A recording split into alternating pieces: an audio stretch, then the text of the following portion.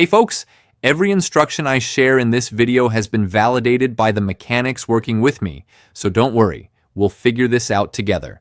If your Jeep or Ram suddenly shows the message, service transmission, continue in D, the first thing to do is not panic.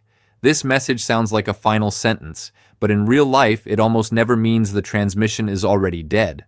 What the vehicle is doing is going into protection mode, basically telling you, keep driving and drive, but don't shut me off or shift gears until you reach a safe place.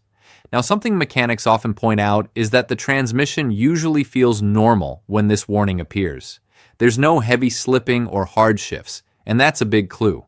The problem is usually electronic, not mechanical. The transmission module detects strange data and, for safety reasons, triggers the warning.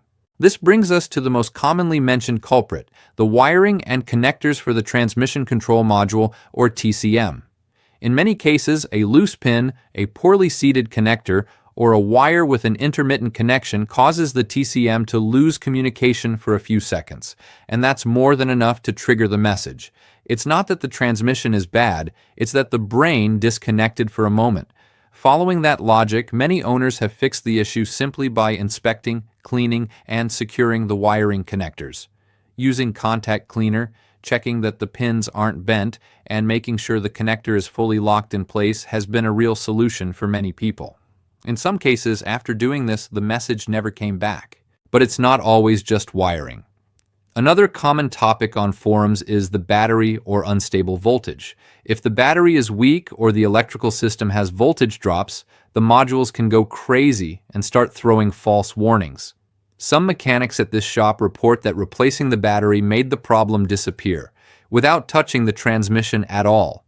When neither the connectors nor the battery solve the issue, that's when the conversation turns to the transmission module itself or the valve body. Some dealerships have replaced these parts and, in certain cases, the problem was fixed. That said, owners strongly warn not to go this route before thoroughly checking the wiring, because if the harness is the real issue, the warning can come right back.